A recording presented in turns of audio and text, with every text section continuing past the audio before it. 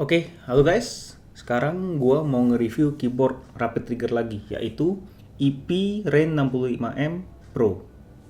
Nah, ini adalah versi upgrade ya dari EP yang sebelumnya, yaitu EP Rain 65. Oke, gua di sini mau ngerekomendasikan kalian karena keyboard ini sudah aluminium dengan harga 1 jutaan aja.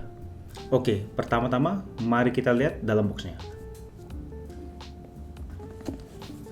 Ini dia punya box polos aja ya, kayak gini. Terus di belakangnya sama. Tuh, nggak ada yang spesial atau gimana. Clean gitu.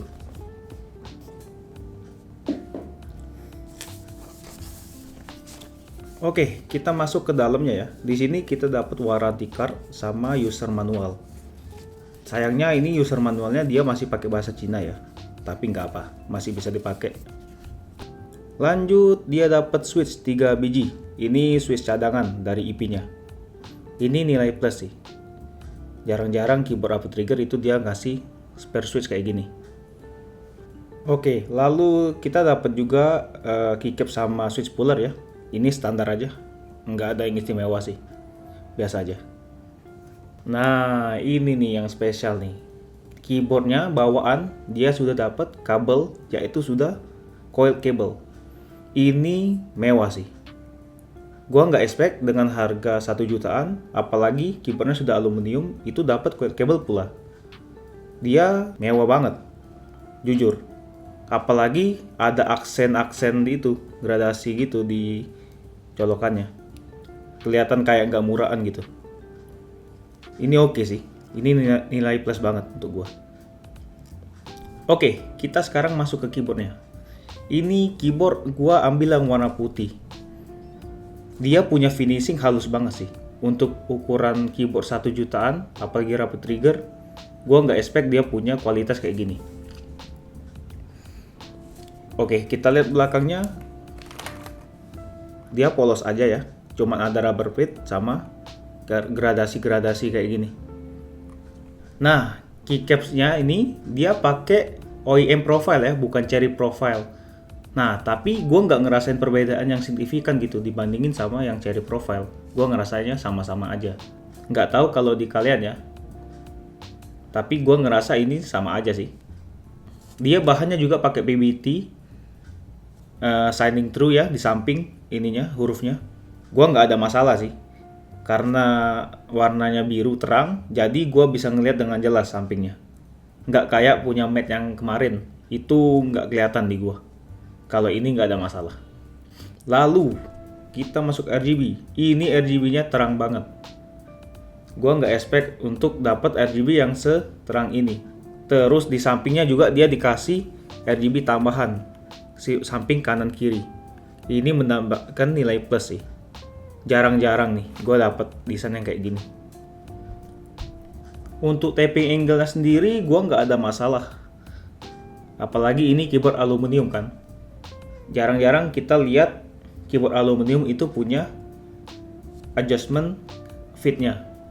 Jadi biasanya itu dia cuma pakai rubber aja. Tapi untuk tapping angle gue nggak ngerasa ini kerendahan sih. Gue ngerasa udah pas aja, nggak ada kendala.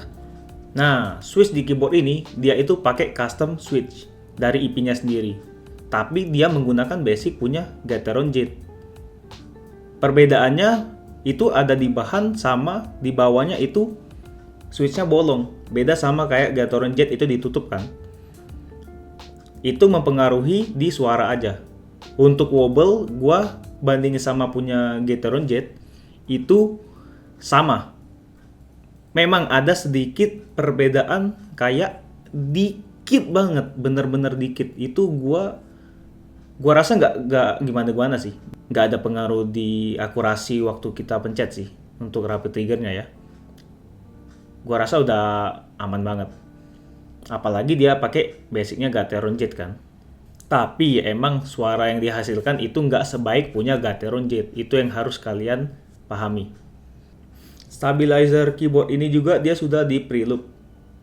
Dan smooth gitu. Gua nggak ngerasa ada scratchy ataupun kayak overloop. Nggak ada. Gua ngerasa udah pas sih. Nah, mounting system di keyboard ini dia sudah menggunakan gasket mount. Tapi gasket mountnya di sini yang stiff ya. Jadi nggak akan ngerusak akurasi rapid trigger waktu kita pencet. Gua ngerasain perbedaannya dengan yang tray mount itu, ini lebih enak dipencet. Nggak stiff banget yang kayak punyanya tray mount. Gua prefer ini sih daripada tray mount, jujur aja. Apalagi keyboard ini dia sudah dilengkapi dengan foam di plate sama case-nya. Itu sudah pakai poron sama EXPE padding. Nah, kita masuk ke suara keyboardnya.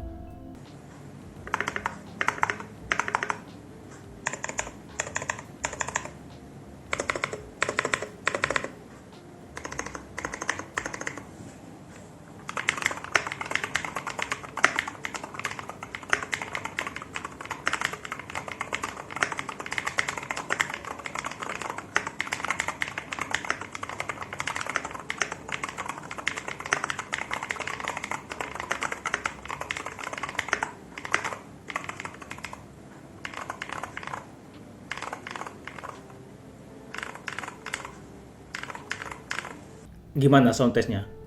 Menurut gua sound testnya ini bagus-bagus aja sih. Gua gak ngerasa ini hollow banget. Apalagi switchnya itu bolong kan di tengahnya. Memang dibandingin sama Gateron Jet gak sebagus Gateron Jet. Tapi untuk harganya itu sangat-sangat sudah bagus.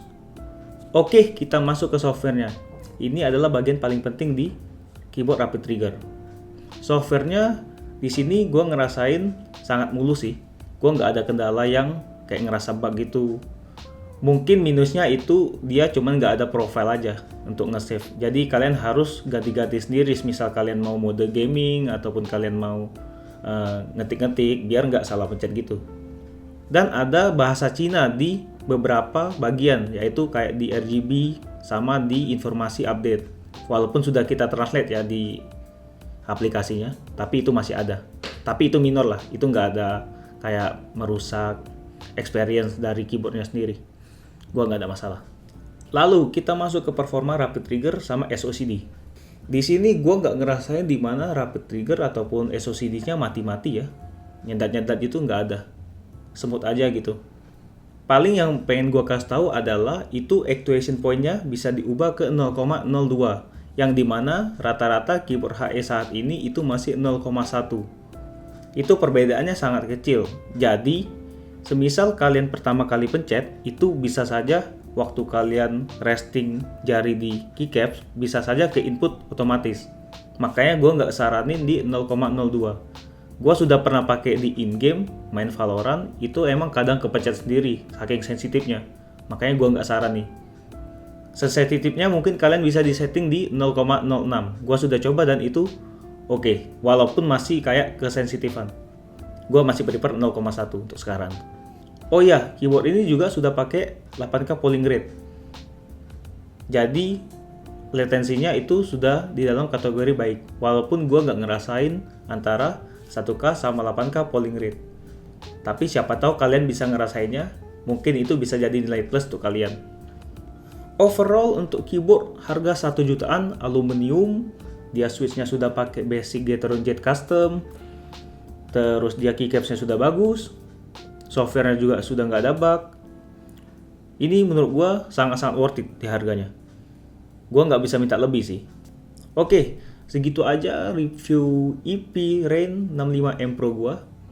Bagaimana menurut kalian? Tulis di kolom komentar kalau ada pertanyaan-pertanyaan. Gua peace out.